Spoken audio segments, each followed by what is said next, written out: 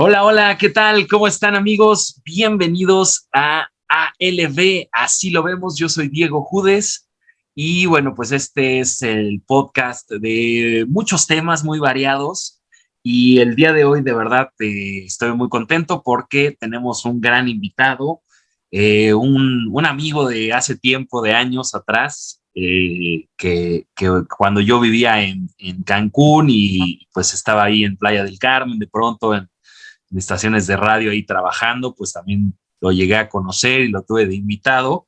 Y pues le agradezco mucho que nos preste un poco de su tiempo para platicar de temas que son muy relevantes ahorita en la vida nacional.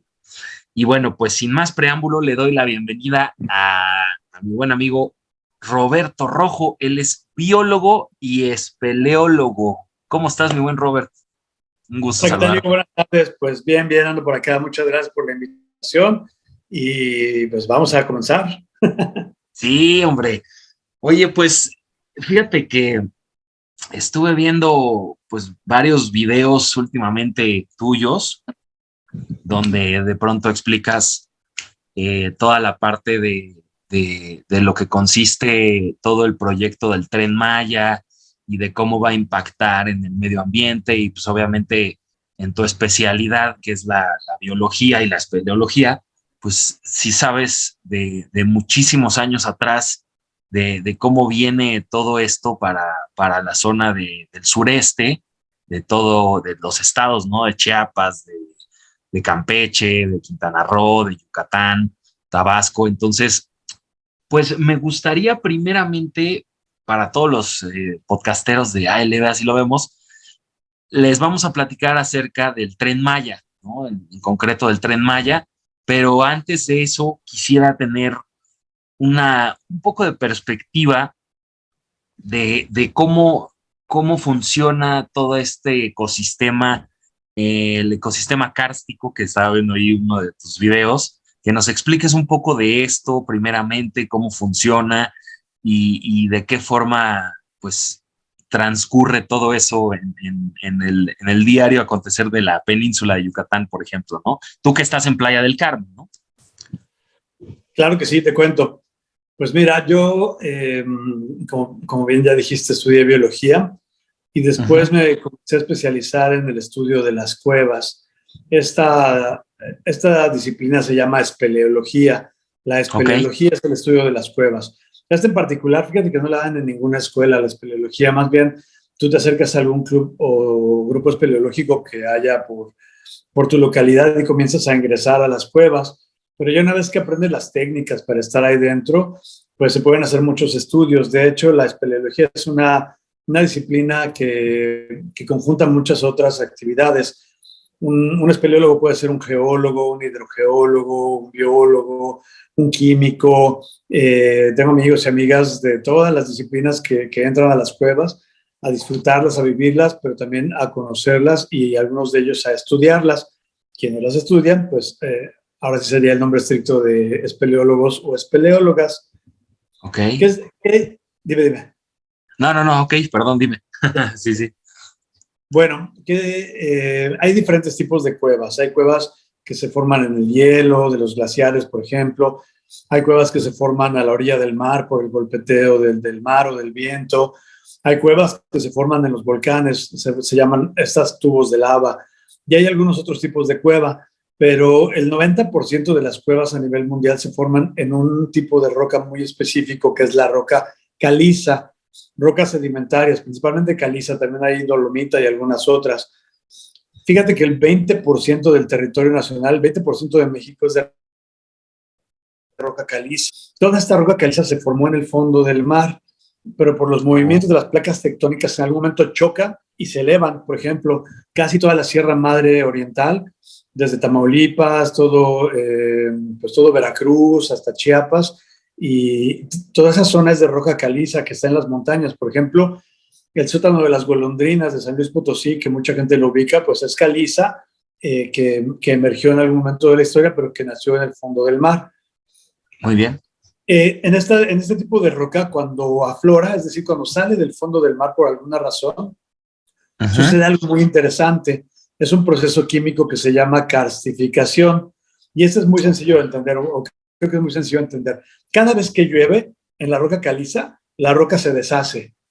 ¿Por qué? Porque el agua de lluvia tiene una acidez muy bajita por el dióxido de carbono que está disuelto en la atmósfera.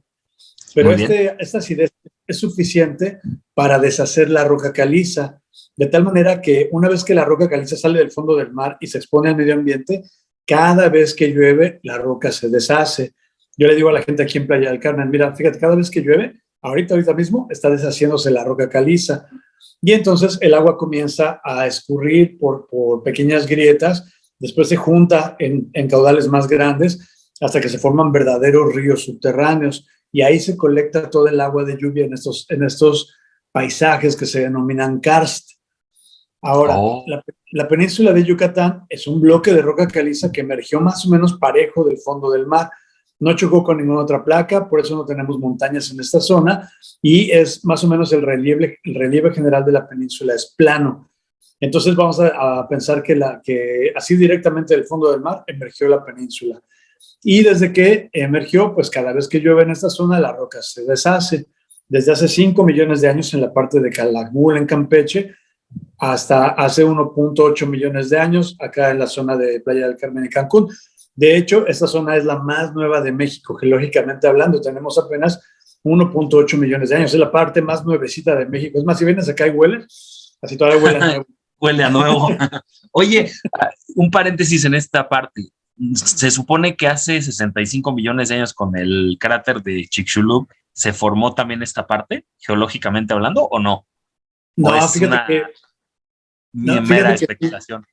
Sí fue un evento muy importante, pero cuando cae el meteorito y forma el cráter de Chicxulub, la península de Yucatán estaba debajo del mar. Estaba formado, o sea, no había nada arriba, todo esto estaba bajo el mar.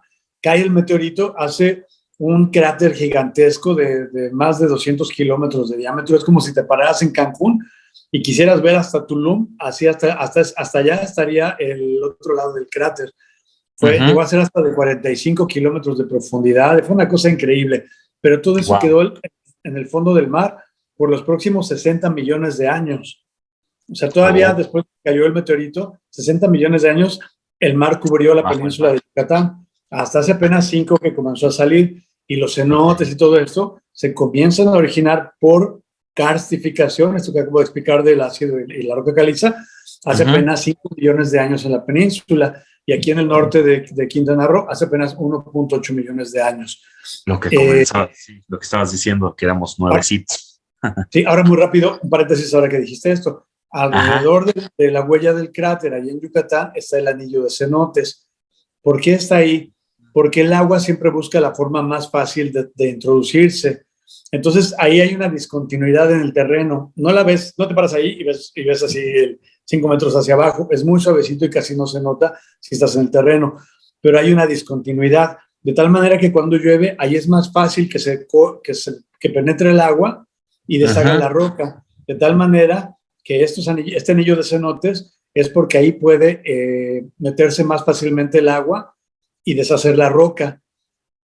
Es decir, el fenómeno del meteorito fue hace 66 millones de años. No tuvo nada que ver con los cenotes que hay ahorita. Sin embargo, en esa zona, como quedó la huella del cráter, por ahí es más fácil que se cuele el agua y disuelva más la roca. Por eso hay muchos cenotes en esa zona. ¿Dirías que sí fue un factor determinante para que se formaran los cenotes? ¿O tuvo algo que ver? Solo en esa zona. Los que hay en el resto de la península de Yucatán tienen que ver principalmente con este proceso de karstificación. O sea, sí tuvo que ver lo del meteorito solo ahí en esa zona ahora, pero realmente todo viene desde muy poco tiempo para acá, geológicamente hablando. Son unos cuantos millones de años. Dime. Ahora, ¿cómo funcionan los ríos subterráneos? Es decir, toda esta parte de los cenotes que bien conocemos, y para quien no conozca de gente de otros países que nos estén observando, pues la verdad es que es algo primoroso, algo espectacular. Los cenotes de la Riviera Maya, cualquier parte de cualquier estado, es algo hermoso y pues se puede ahí disfrutar y nadar y demás. Pero ¿cómo funciona? Hablabas en un video de la falla de Holbox, y de cómo regresan los ríos al Mar Caribe, cómo se alimentan mutuamente, ¿no?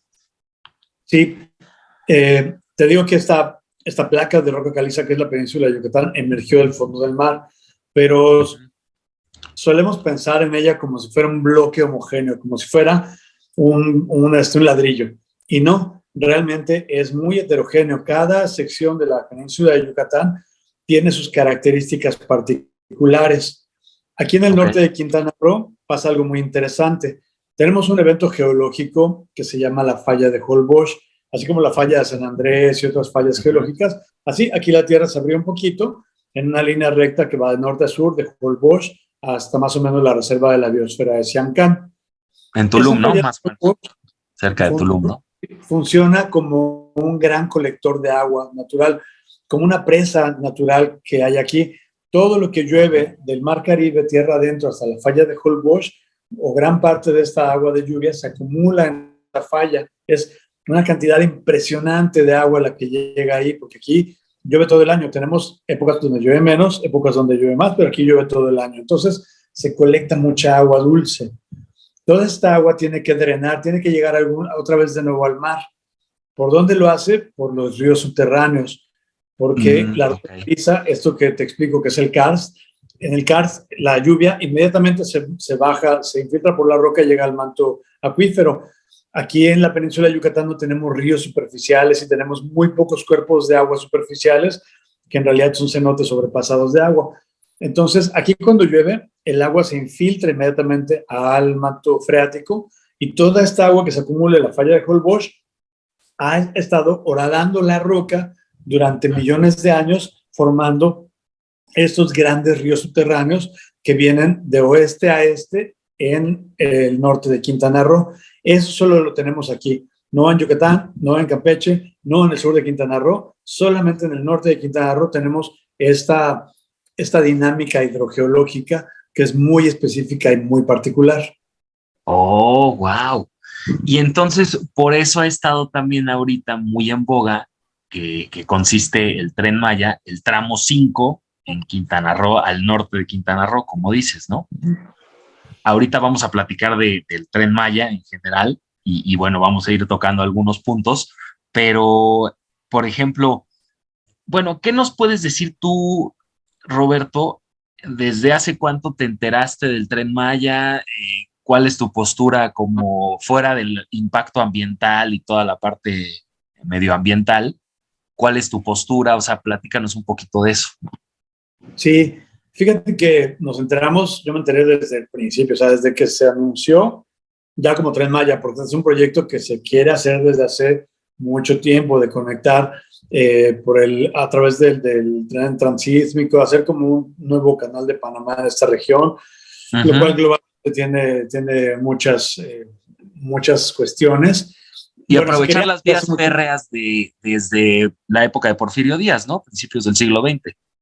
Pues más o menos, sí, más reciente, con la apertura del canal de Panamá y varias cositas, tiene toda una cuestión global ahí, muy, muy compleja. Pero bueno, desde que se anuncia como proyecto de Tren Maya, pues obviamente nos pusimos a indagar de qué se trataba. Hubo una presentación oficial del Tren Maya aquí en Playa del Carmen, recuerdo, en el Teatro de la Ciudad.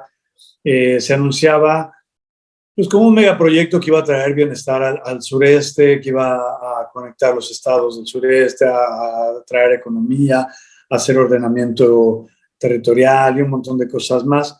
Fíjate que la gente... ¿Eso ya ha entrado el gobierno de López Obrador? O sea, ¿ya estando en funciones? Ya se anunció acá. Y fíjate que la gente me comenzó a preguntar en aquel entonces qué opinaba yo al respecto de este proyecto y creo que sigo pensando lo mismo. Este es un proyecto muy grande, muy vasto territorialmente hablando. Cada zona tiene sus propias problemáticas, sus propios detalles, sus propias historias particulares, por lo cual yo no me atrevo a hablar de todo el proyecto, porque yo no conozco a fondo las dinámicas, por ejemplo, que hay en Palenque, o en Campeche, o en Yucatán, o en Tabasco. Las puedo entender un poco y conozco sobre la región y todo, pero no me atrevo a ir más allá porque no conozco a detalle las problemáticas locales. Entonces, desde un Ok. principio me enfoqué principalmente a ver qué era lo que venía en el norte de Quintana Roo, que es el lugar donde Ujú, vivo, que es el lugar que conozco, que es el lugar que conozco ahora sí que literalmente a fondo, porque exploramos claro. las cuevas que hay aquí. Y entonces yo sabía desde un principio, o mi presentimiento como biólogo, porque conozco también la península, era que este proyecto no debería pasar por el norte de Quintana Roo, ni por la reserva de la biosfera de Calakmul. Es más, yo pensaba realmente en todo el Ujú, estado de Quintana Roo, porque yo viví 5 años en el sur de Quintana Roo, y ahí hay ecosistemas muy frágiles, muy importantes. Y bueno, yo decía, no sé en las otras partes, pero yo sé que por la reserva de la biosfera de Calakmul no debería pasar, y tal vez por el norte de Quintana Roo tampoco, era lo que pensaba desde un principio. ¿En el sur estabas tú en Chetumal o por dónde Yo andabas? viví en Chetumal, sí, viví 5 años en Chetumal. Chetumal, sí. Y Y ahí ahí, está muy cerca, para los que no sepan y que nos ubiquen a lo mejor en otros países, el estado de Quintana Roo colinda con el estado de Campeche, que ahí está la reserva de Calakmul, ¿no es cierto? Toda esta parte. sí, tenemos la ciudad de Chetumal, que es la capital de Quintana Roo, hace frontera con el país de Belice, un país muy interesante, y hacia el oeste, a 100 kilómetros, más o menos, 150, está la reserva de la biosfera de Calakmul, que es un patrimonio de la humanidad por parte de la UNESCO. Es la reserva de selva más grande que tenemos en México, con cerca de 1 millón de hectáreas. 750,000 hectáreas, más otras áreas que están alrededor, forman cerca de casi 1 millón de hectáreas, y es una zona con alta biodiversidad, pero también con un patrimonio cultural muy importante. Me refiero a ciudades mayas muy grandes y complejas, Interesantes. las cuales apenas Sí. estamos comenzando a comprender. Ok. Entonces, bueno, pues aquí levantamos la mano, luego inmediatamente dijimos, oigan, aquí en el norte de Quintana Roo hay características muy específicas, muy especiales.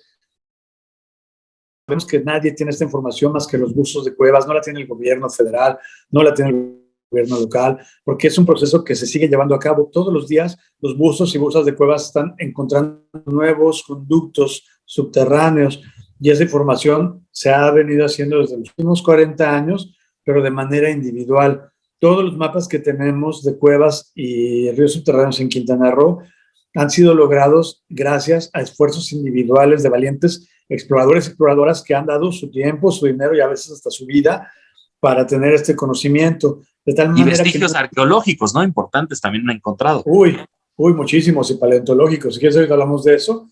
Y ahí Ujú, nada más quiero decir que esta información nosotros la conocemos, no hay un compendio oficial todavía, porque esta es información que se está generando día con día. Y nosotros levantamos la mano y dijimos, oigan, aquí hay algo muy importante, muy interesante.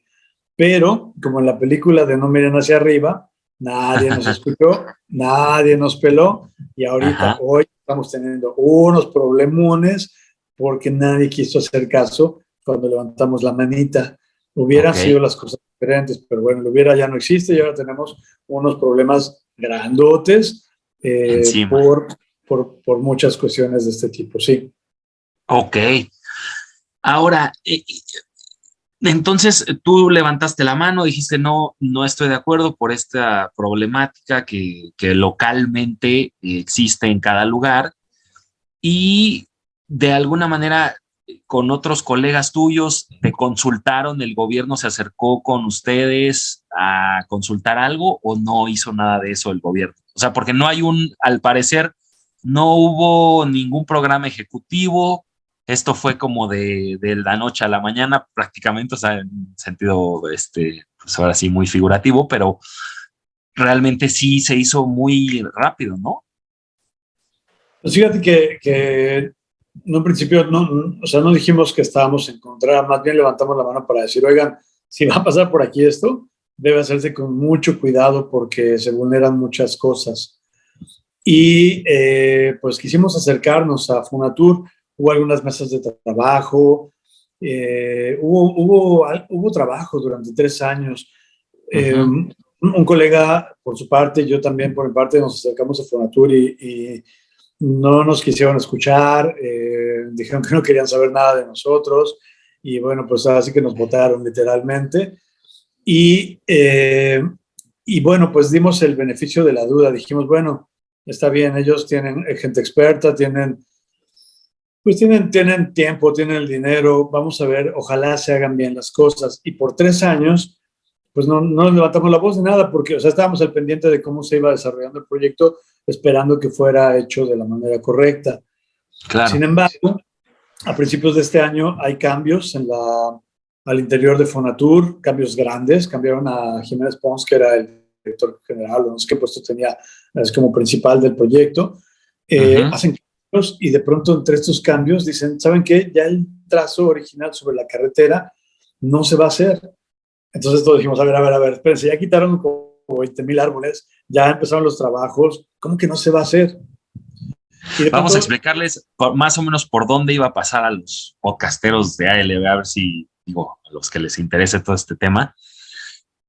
Iba a comenzar supuestamente desde Palenque, en Chiapas, e iba a hacer un círculo, digamos, un semicírculo en el sureste, y iba a regresar a Palenque, ¿no es cierto? O sea, distintas ciudades importantes era el trazo original, ¿no? Digamos. Sí. O sea, digamos, era Palenque, Calakmul, Escárcega, Chetumal, Tulum, Playa del Carmen, Cancún. Sí, básicamente es comenzar en Chiapas, pasar por Tabasco y darle la vuelta a la península de Yucatán. Y hermoso. Esto lo han hecho en varios tramos, que ahí, por ejemplo, comienzan las cosas que no están bien hechas.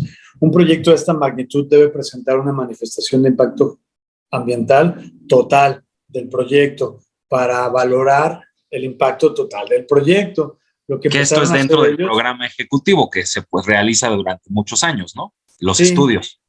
Sí, y ahí lo dividieron en secciones. Está el tramo, ¿no? El tramo 1, 2, 3, 4, que presentaron tarde la manifestación de impacto ambiental. Después hubo un amparo porque no estaban bien hechas, y aún con el amparo siguieron trabajando cuando no deberían de haberlo hecho.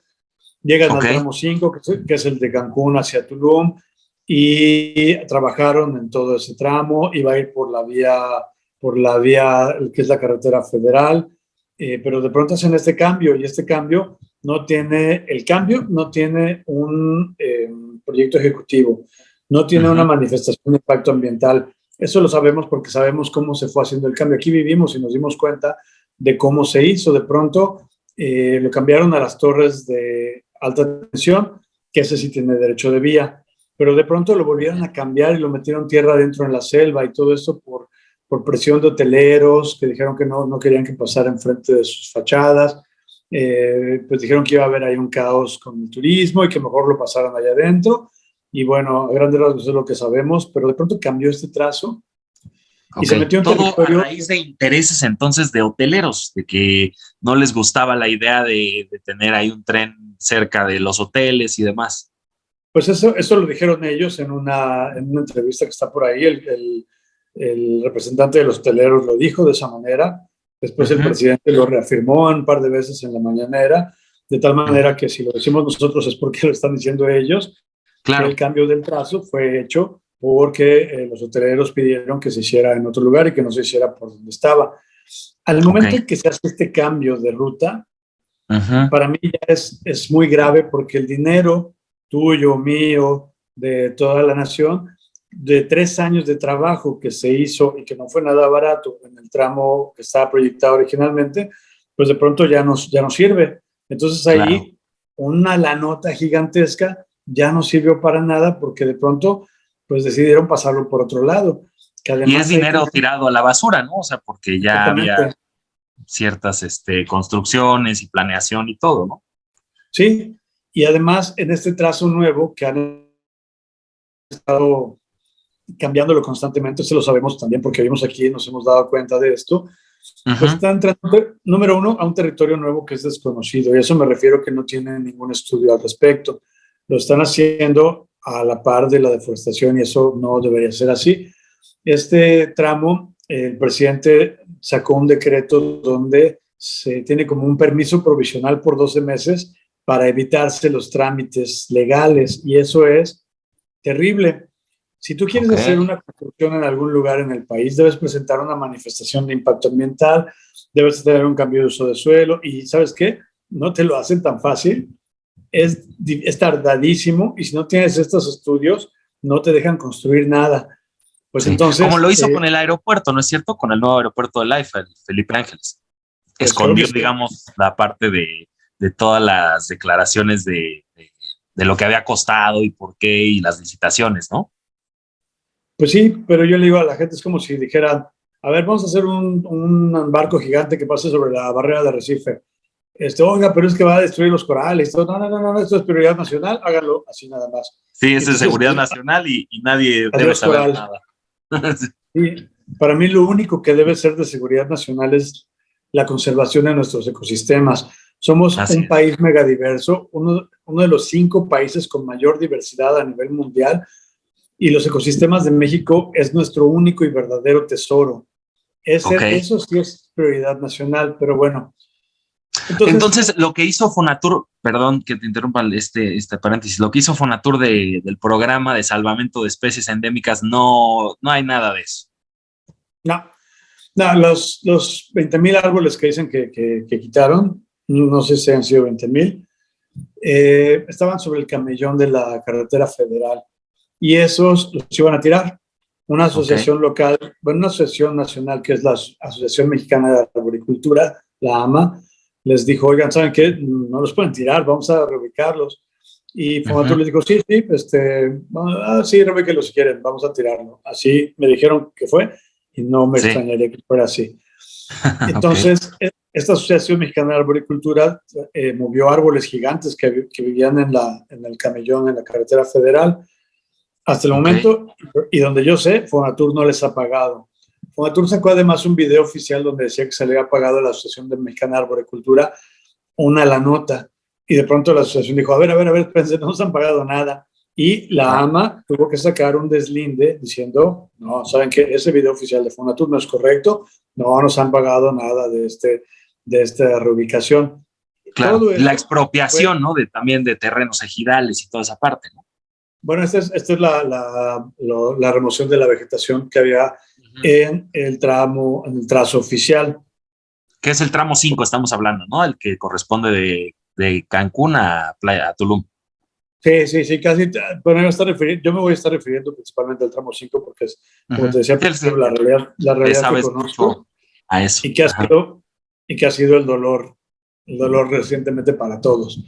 ¿Por Ajá. qué? Porque al pasarse a la selva, ya olvidemos los 20,000 árboles, ya les conté esa historia.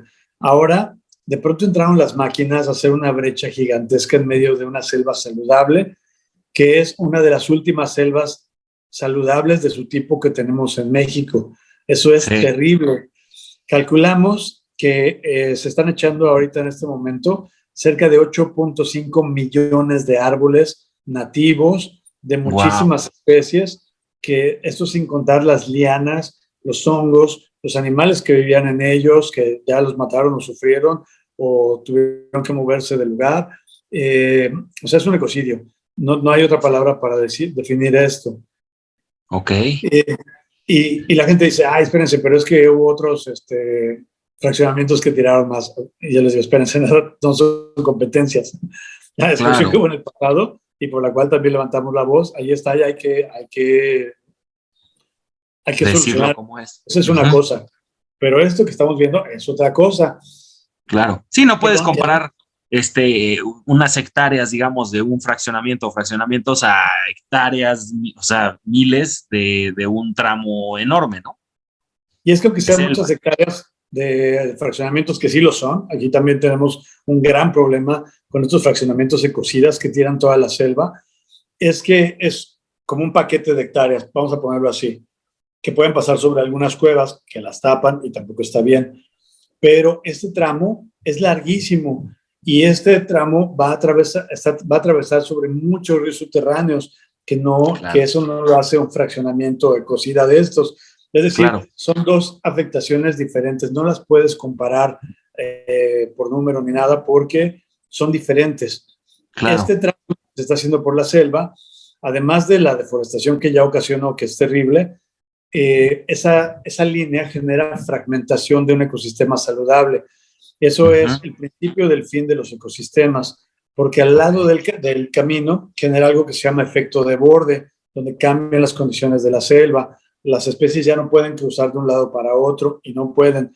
Hay incluso algunas aves que no se animan a pasar esos tramos tan grandes porque ellas viven generalmente escondidas en el sotobosque y no se arriesgan a pasar claros porque las pueden depredar. Entonces, incluso animales que tienen la forma de pasarse de un lado a otro ya no lo hacen y estás haciendo un aislamiento reproductivo de especies que eventualmente les va a llevar poco a poco a la extinción, más la probable y muy probable afectación a los ecosistemas subterráneos, que son estos grandes ríos que llevan el agua dulce, gracias a la cual vivimos todos nosotros, toda la selva, y que además conectan todos los ecosistemas de esta región.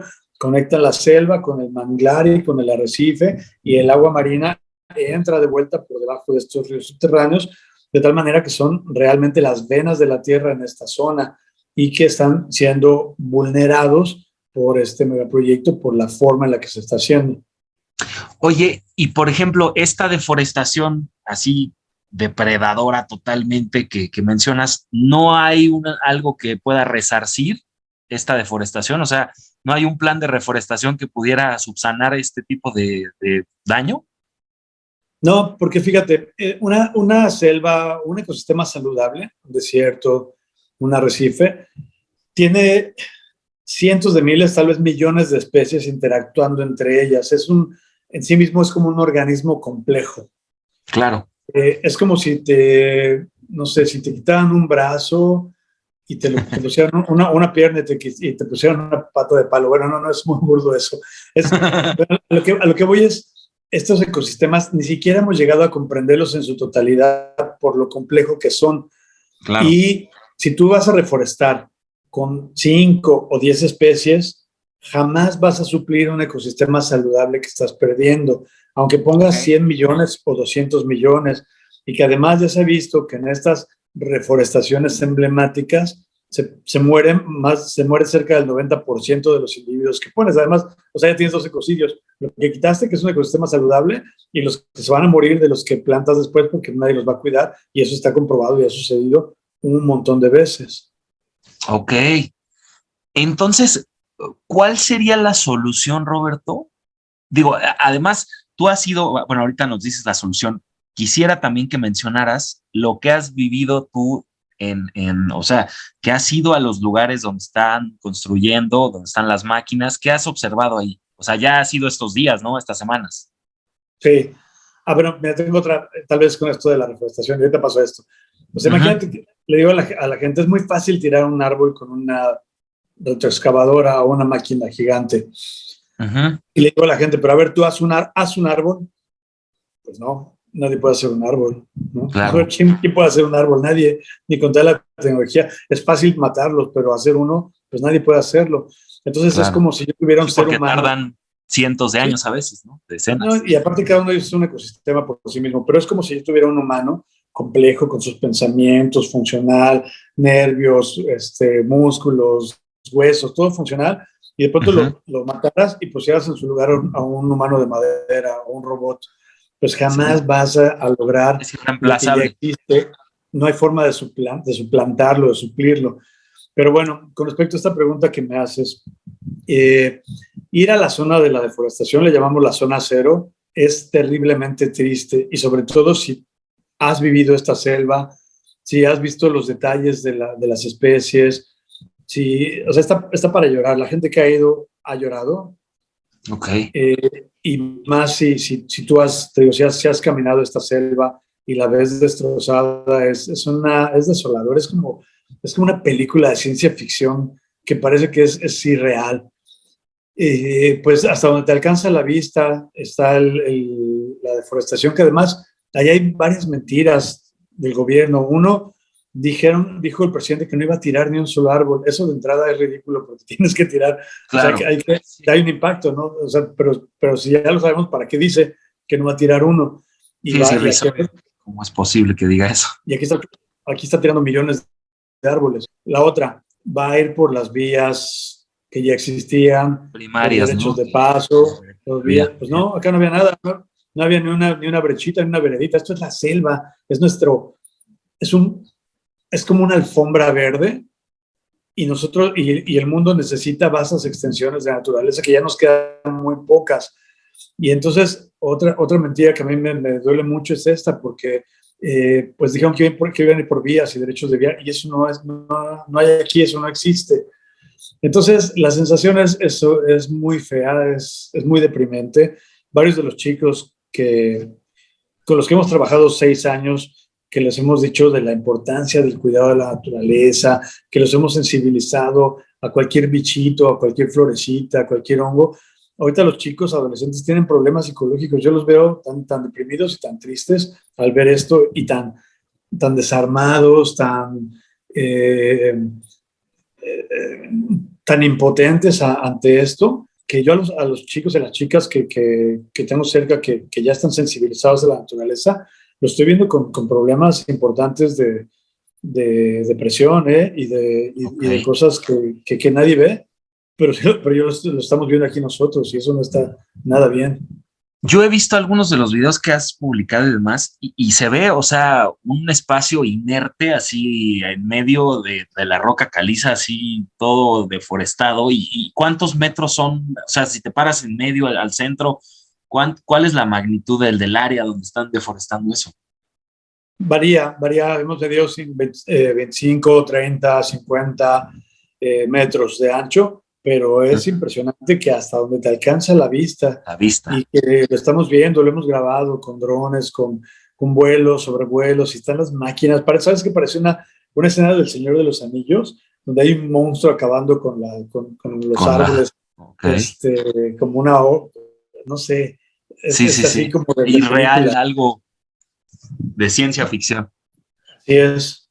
Y que además están saliendo están aflorando por las cuevas que ya sabíamos que hay ahí, entre ellas algunas muy grandes, y cada cueva es un ecosistema por sí mismo, frágil, único, irrepetible, y que es parece que la marca de esta región, o sea, los cenotes, las cavernas, las cuevas, es por lo que viene la gente a este lugar, además de la playa, y la playa depende mucho en su color y forma de la salud de lo que hay aquí adentro. Si yo tiro Ok. aquí en la calle aceite, gasolina, ácido muriático o no estoy conectado al drenaje y va a las cuevas a los ríos subterráneos, eso va a ir al mar Caribe. La salud del mar Caribe depende de la salud de sus cuencas de captación. ¿Y cuáles son sus cuencas de captación? Esta selva que estamos destruyendo. Ok.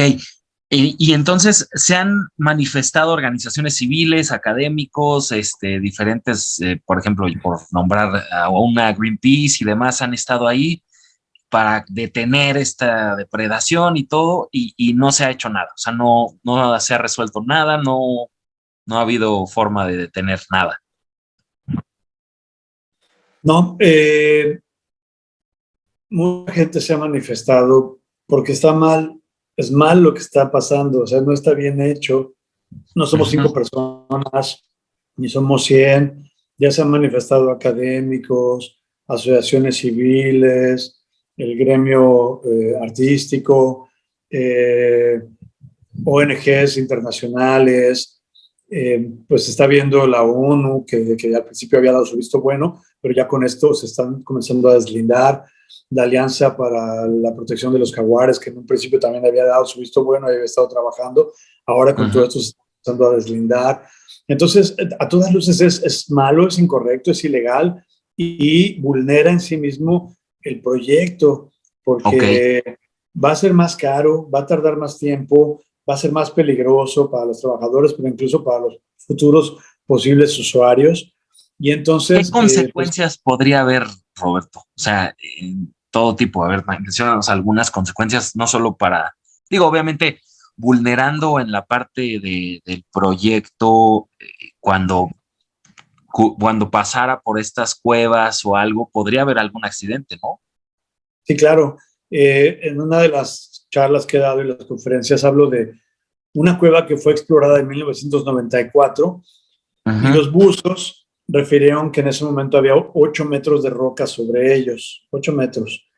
Ok. Hace poco regresaron a esta cueva y vieron que hubo de manera natural un colapso de 5.500 metros cuadrados de roca caliza y en ese lugar donde antes había 8 metros, ahora queda solo 1 metro de roca caliza. Un Wow, colapso natural en menos de 25 años. Este terreno, este territorio ha colapsado siempre, colapsa ahora y va a colapsar en el futuro. Cada cenote es un colapso de la roca caliza, porque así claro. funciona un karst, así funciona un entorno kárstico como este. De tal Ujú. manera que tú pones una estructura y piensas que está bien puesta, que Que está bien tus, núcleos, cimentada, que está tus bien esto. núcleos hasta ese punto dijeron, mira, pues aquí está evocadura y todo, pero tú no sabes todavía que hay más abajo y más abajo hay otras cuevas también. Entonces, en algún momento hay un riesgo de colapso y es real. La gente no lo cree, pero aquí te voy a dar rápidamente 2 ejemplos. En el año 2015 colapsaron los 4 carriles de la carretera federal en el tramo Ujú. de Playa del Carmen a Cancún. Eh, pues fue un caos Estos desniveles que hubo, ¿no? Que sí, se ¿no? Colapsó ahí, ahí se veía colapsó. el Sí. hueco abajo. Lo taparon, no se deben tapar estos sitios. ¿Por qué? Lo vimos 5 años después, volvió a colapsar. El Ok, agua ha pasado por ahí durante miles de años y va a seguir pasando los siguientes miles de años. claro. Es muy importante en poder crecer sobre él. También en el año 2020 hubo otro colapso al sur de Playa del Carmen, una cueva que exploramos, que está debajo de la carretera federal y que le pusimos de nombre Me Lleva el Tren, porque no queríamos que el tren se lleve ninguna cueva. Ok. Entonces, y ahora donde van a pasar este tramo, sabemos que hay uno y otro y otro y otro y otro sistemas de río subterráneo. En la carretera federal impactaban más de 120 veces ríos subterráneos, porque digo que los ríos van de izquierda a derecha y las carreteras y los trenes van de norte a sur. Entonces, vas a impactar los ríos subterráneos. Las cuevas de esta zona son diferentes a las de Campeche, a las de Yucatán. Aquí son muy Ujú. anchas, muy amplias y con un techo corto. Ok. Entonces, son diferentes y más vulnerables a colapsos que en otras partes de la península de Yucatán. Oh, ya veo. Oye, pues está muy, muy peligroso eso, ¿eh? O sea, es un pronóstico de un accidente, ojalá que no se diera, pero pues es inevitable, ¿no? O sea, está muy peligroso que pasen por ahí las vías del tren y demás. Pero bueno, y qué, vamos a hablar un poquito de esta parte de la última polémica que hubo, Roberto, con el video que publicaron y que el presidente vilipendió en la mañanera y cómo es posible estos pseudoambientalistas, quién se creen.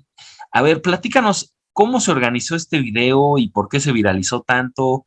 O sea, ¿hay algún interés detrás o no? Queremos realmente saber qué sucedió. Claro que sí.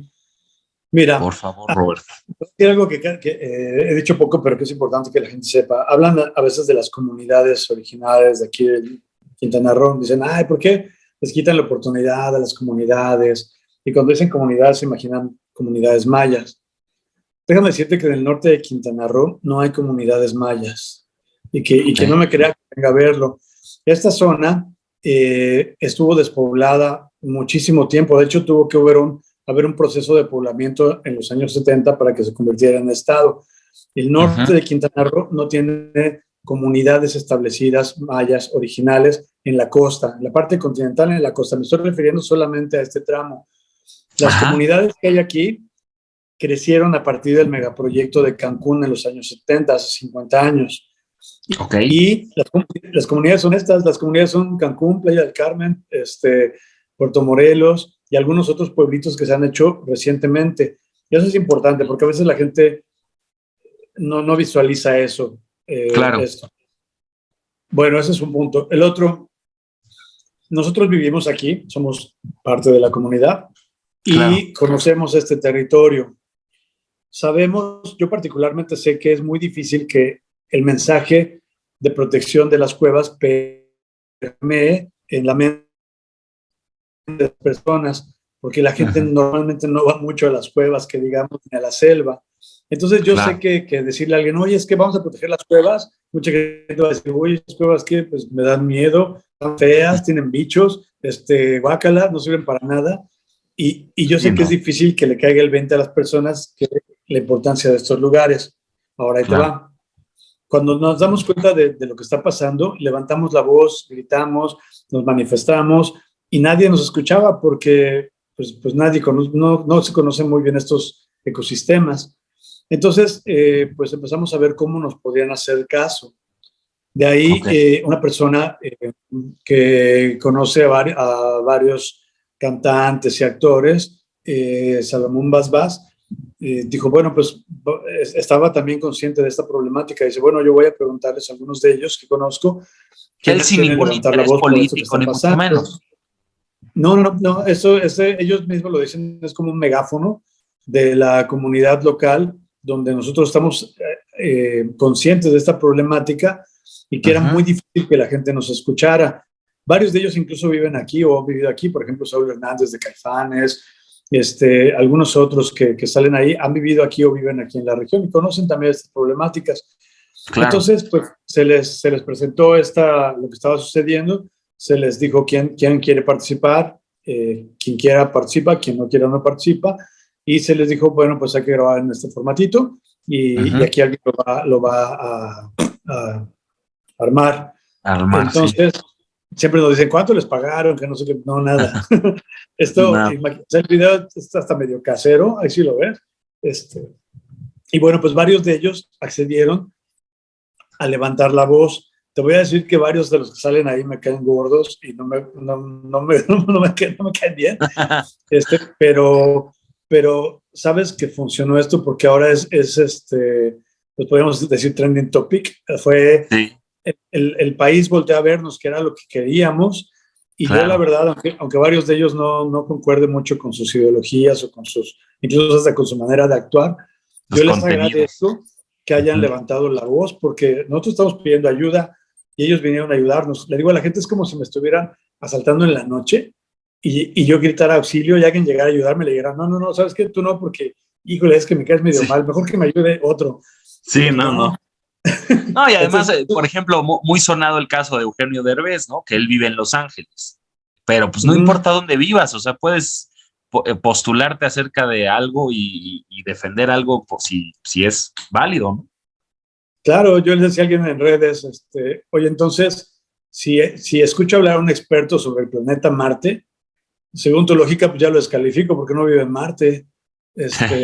Pues no, o sea, finalmente estamos en un solo mundo, en el planeta Tierra, es nuestra casa, y ya nos dimos cuenta que si algo pasa en China, nos va a afectar a nosotros como la pandemia. Entonces, si algo pasa en Chihuahua y hay un ecocidio, pues va a repercutir en algún momento en el resto del planeta. Entonces, aquí tenemos una emergencia medioambiental. No es reciente, la emergencia medioambiental del norte de Quintana Roo ya tiene varios años y es muy grave, pero, y ahí te va esta parte, lo voy a decir muy, muy breve. Aquí tenemos ya muchas problemáticas medioambientales graves, pero este megaproyecto va a traer más gente, que va a requerir más recursos, que va a generar más desechos. Se están planeando hacer más ciudades, cerca de 16, en un ecosistema que ya está sobrepasado desde hace mucho tiempo. Entonces yo por eso lo digo, y lo digo de verdad, este proyecto, así como lo están haciendo, va a venir a dar la estocada final a los ecosistemas de Quintana Roo, y eso no nos podemos dar el lujo de perder. La problemática de Tulum, ¿no? Que está latente de la basura, de los desechos y del drenaje, es una locura, ¿no? También. El tren no lo va a resolver. El tren no va a resolver esa problemática. Yo digo... Lo va a acrecentar. Que la va a acrecentar por muchísimo. Claro. Sí, es lamentable, ¿eh? Ahora, Roberto, ¿cuál es la solución?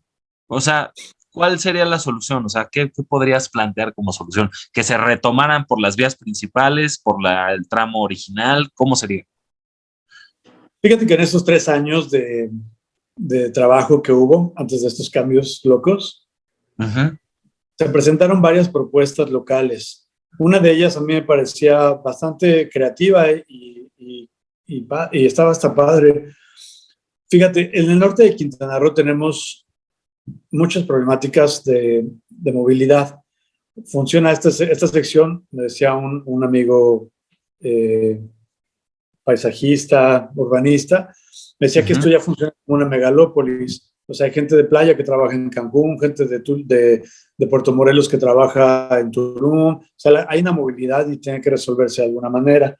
Este proyecto que se había presentado, que presentó un grupo que se llama República Cenotes, era de un tren ligero que pasara sobre la carretera federal. Ok. Que tuviera más estaciones que ayudaran más a la población y al turismo. Es decir, en esta propuesta del Tren Maya, tú te subes en Cancún y bajas en playa o en Tulum.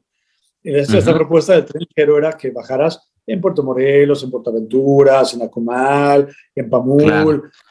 O sea, que fuera realmente más eficaz para la movilidad al norte de Quintana Roo, claro. Que fuera más ligero, que fuera, incluso esta carretera no tiene pasos de fauna, ninguno, y hay muchos atropellamientos, pero no solo de animales, sino de gente. No tienes idea de la cantidad de gente atropellada en esta carretera. Entonces, se podría mejorar con este tren ligero, con pasos de fauna grandes, de verdad, con pasos humanos, muchos. O sea, había una propuesta muy interesante que yo decía, bueno, pues incluso eso puede ser como la parte eco-friendly, si así se le puede llamar, del proyecto del Tren Maya. O sea, imagínate, llegas en el tren hasta Cancún por todo el derecho de vía y todo. De pronto te haces un transborde y te bajas por el tren ligero, tal vez puedes tener, no sé, unos vagones que vayan solo a unas cuantas estaciones y otros que vayan a más estaciones, como pasa en el metro de Nueva York. No sé, o sea, hay soluciones, hubo propuestas, pero nunca quisieron escucharlas. Y ahora, en este momento, el día de hoy, ¿ya es irreversible? Yo pienso lo siguiente: se debe parar el proyecto del Tren Maya en esta región como se está haciendo. Se debe reorganizar, se debe replantear, pero de una manera correcta, con los permisos y estudios necesarios. ¿Por qué? Porque además, si así lo están haciendo en el tramo 5 y el tiempo se les está acabando, imagínate cómo va a ser el tramo 6 y el tramo 7. Y el tramo 7 va a pasar por 3 reservas de la biosfera, que son Calakmul, Balancuy y Balanquín, me parece, en Campeche. Y yo no quiero ver cómo, ya con el tiempo encima, se haga este tipo de locuras que afecten tanto a la biodiversidad. Que es esta vuelta humana que va a regresar hacia Chiapas, ¿verdad? Hacia Palenque. Sí. Los últimos tramos. Pero se está vulnerando, fíjate, la salud humana por la afectación a la naturaleza. Se está vulnerando, por supuesto, la salud ecosistémica. Se está vulnerando la economía local al hacer las cosas tan mal. Se están vulnerando algunos de los últimos sistemas saludables que tenemos en el país, de ciertos tipos de vegetación. Se está vulnerando el patrimonio arqueológico y paleontológico, porque están yendo así de rápido cuando tenían que haber ido con sumo cuidado, porque está en juego nuestro patrimonio arqueológico y paleontológico.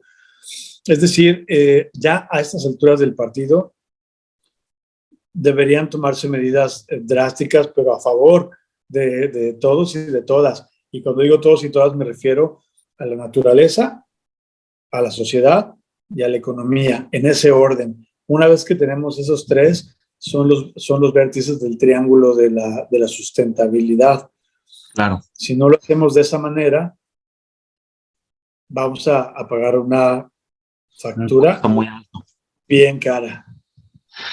¿Sabes qué pasa? Que yo lo veo con el gobierno que pues no le está prestando atención a las nuevas tendencias, ¿no? Las energías renovables, o sea, toda esa parte está como que en una parte regresiva al pasado, ¿no? Esta parte de seguir con los combustibles, o sea, fósiles, o sea, toda esa parte que no está entendiendo el gobierno. Digo, así lo vimos con el capricho incluso del aeropuerto, que está desolado en estas fechas.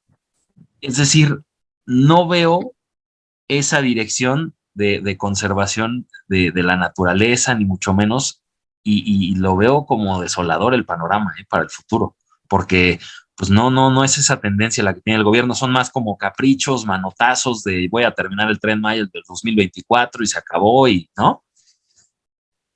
Pues fíjate que a mí no me gusta la política desde hace muchos años. Yo me dedico a hacer mi cosa y Sí, ya, trato de aportar mi granito de arena, pero con claro, esta experiencia que estamos teniendo, eh, lo que estoy viendo es que solo no escucha el gobierno, sino que arremete en contra de, y claro, entonces, pues es muy, muy además de peligroso. triste, es muy peligroso porque eh, en lugar de escuchar, inmediatamente revierte la situación, arremete contra la población civil. Ahora me dio mucho miedo, la verdad, la manera en que le dijo al ejército que ellos cuidaran el Tren Maya y que pensaran en sus pensiones. La pensión no importa si defiendes un tren o no, la pensión es un derecho que les tienen que cumplir, no tiene nada que ver, pero Ok. eso es apuntar las armas directamente a la población La civil y eso población, claro. no está bien, están vulnerándose los derechos humanos y eso ya son temas Muy delicados, son sumamente amenazas delicados. directas. Ajá. Está muy peligroso, caray. Qué lástima que estemos viviendo esto.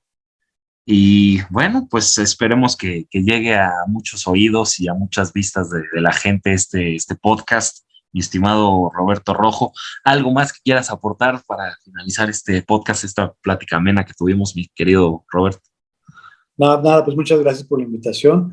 Yo siempre he dicho, y siempre lo diré, necesitamos ser una sociedad informada, una sociedad vigilante, sea cual sea el gobierno que venga, tenemos que ser una sociedad vigilante y tenemos que ser una sociedad activa. Así Ya, es. ya, ya pasó el tiempo donde no nos sentamos a ver cómo pasan las cosas y no hacemos nada. Ya estamos en una altura del partido donde cualquier ciudadano o ciudadana no solo eh, debería optar por la acción, sino que ya es casi una obligación moverse para corregir las cosas que están mal a nivel mundial, no por nosotros, sino por las generaciones que vienen a futuro. Claro, Y yo siempre he hecho estas tres cosas. La sociedad debe estar informada de manera correcta, debe ser una sociedad vigilante y debe ser una sociedad activa para que entre todos y todas generemos un mundo mejor. Nadie quiere un mundo peor. Todos claro. y todas queremos un mundo mejor. La cosa es escucharnos, informarnos, actuar y tomar las decisiones correctas. Así es, Esto es así lo que es. tenemos que hacer. Y creo que abonando a lo que dices, mi estimado Roberto, yo creo que de verdad, como dices, hay que dejar a un lado la pasividad, porque solamente estamos pasivos viendo qué sucede. Si tenemos las armas para poder hablar, para poder divulgar información, para difundir, esto ya no es cuestión de polarización de partidos políticos, de la oposición, de la 4T, de si estás a favor o en contra. Es decir, es nuestra propia condición humana defender al planeta, a la naturaleza, a saber que hay cosas mucho más importantes, ¿no? O sea, como cuidar el planeta donde vivimos, ¿no? De primera instancia. Es el único planeta que tenemos, es nuestra casa. Si lo Así es. destruimos, como decía Carl Sagan, si destruimos nuestro planeta, simplemente no tenemos otro lugar a donde ir. Así es. Así es, y es un ser vivo como nosotros, Sí. en otra escala, pero así es. Entonces, pues bueno, esperamos que llegue a oídos y a vista de los podcasteros y que hagamos un poquito de conciencia. Y bueno, pues te agradecemos mucho el tiempo, mi estimado Roberto. Te mando un gran abrazo. Yo soy Diego Judes y bueno, pues tuvimos de invitado a Roberto Rojo, biólogo y espeleólogo.